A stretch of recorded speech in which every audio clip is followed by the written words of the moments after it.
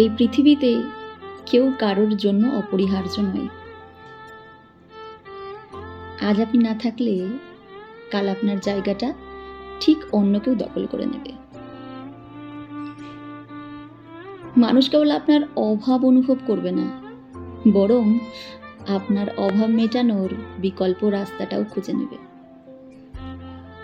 তাই অন্যের উপর অতিরিক্ত ভরসা করা মানে নিজের ধ্বংসের পথ তৈরি করা। দিন শেষে আপনি একা ছিলেন, একা আছেন, আর একা থাকবেন।